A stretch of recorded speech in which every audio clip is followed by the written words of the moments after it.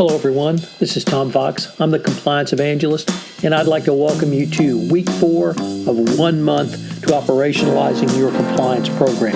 This month I'm proud to have as my sponsor Oversight Systems.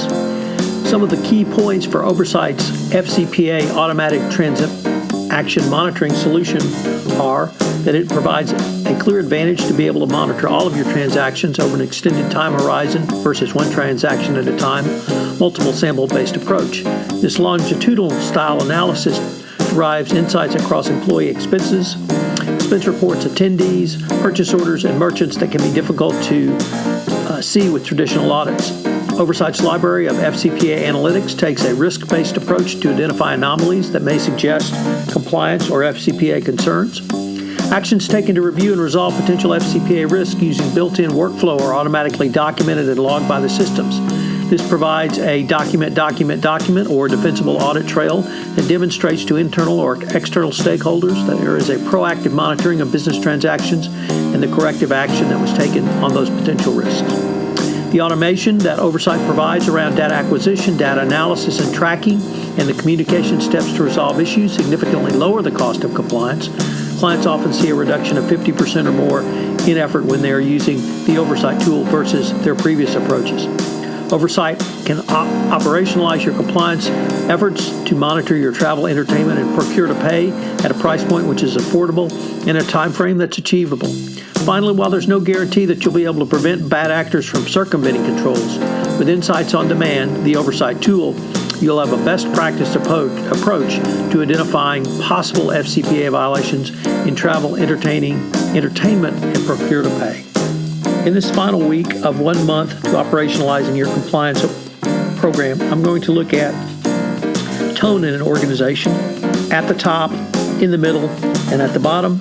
I'm going to look at operationalizing your compliance program through compensation and incentives. And finally, I'm going to end with information on operationalizing your compliance program by putting it at the center of your corporate strategy. I hope you've enjoyed this 1 month to operationalizing your compliance program, and I hope you will join me next month where I take up 1 month to better third-party management. This is Tom Fox. Thank you very much for listening. Day 19, Compliance Leadership from the Top. In the evaluation of corporate compliance programs, prong 2, it states, conduct at the top. How have senior leaders, through their words and action, encouraged or discouraged the type of misconduct in question?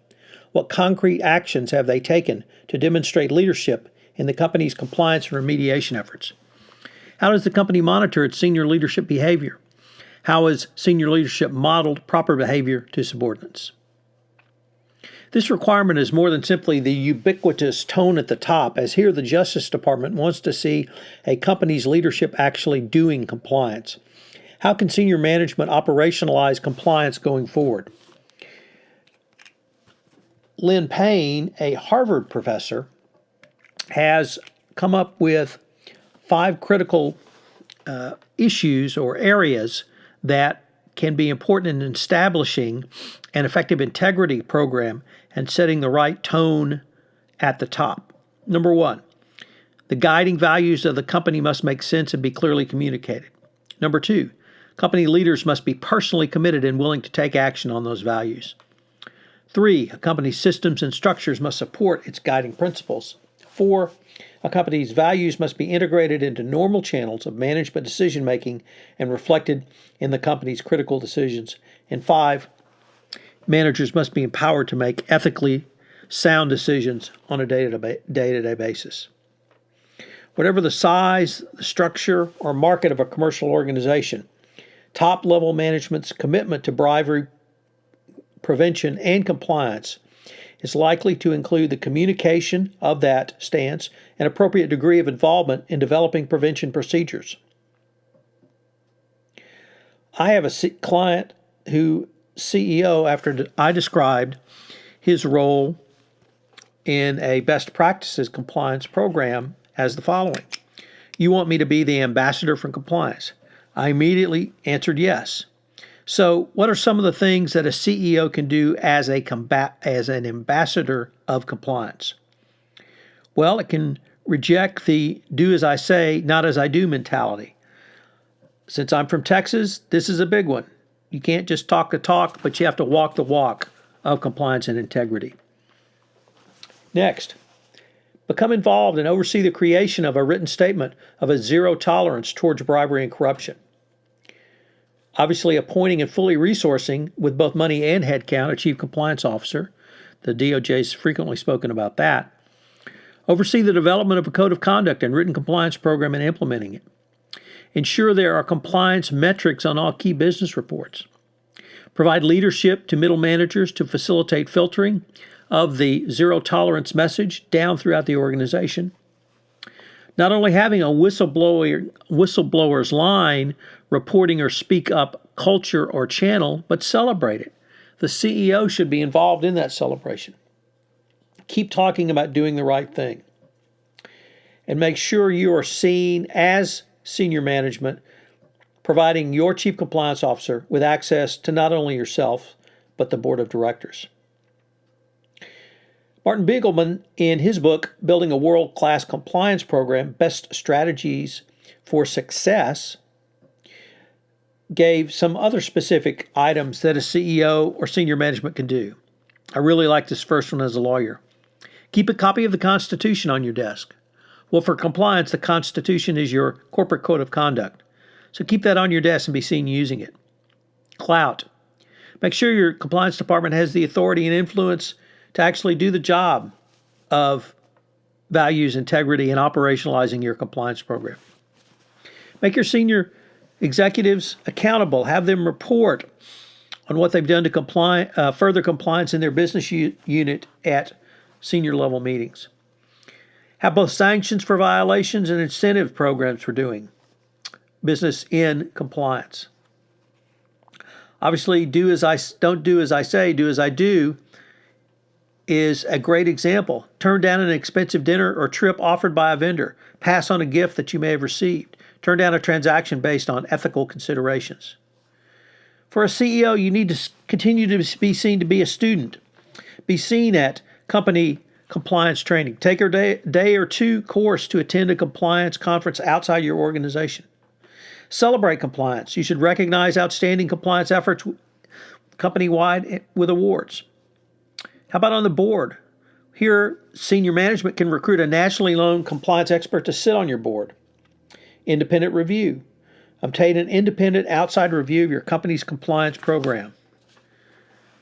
With vendors, you can mandate that all vendors in your supply chain embrace compliance and ethics as a business model. If not, pass on doing business with them. And then finally, network.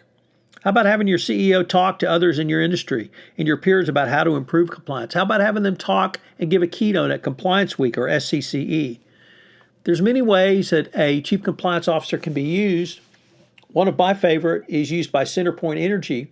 An example comes from CenterPoint Energy, where the CEO, after the Volkswagen scandal of all things broke, called the compliance function and said, I want to do a video about our corporate values and how this would never happen at our company. Now, CenterPoint Energy is simply that. It's a utility company. So there's many things that a CEO can do to become involved. There's many things that you can measure. Many companies struggle with some type of metric which can be used for upper management regarding compliance and communication of a company's compliance values.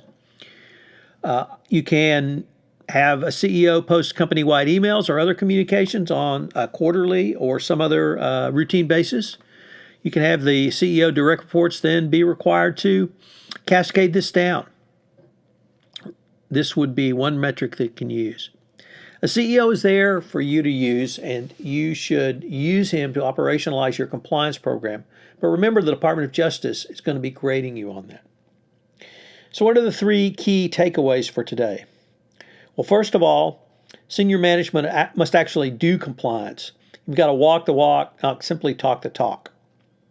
2, use your CEO to talk about current events and how those ethical failures are lessons to be learned for your organization. I go back to the example of CenterPoint Energy, where they did a utility company in Houston who did a whole video, a short video, less than 5 minutes, but it was around the cultural failures at Volkswagen and how he would not allow that to happen at his company. And finally, use your CEO as your compliance ambassador.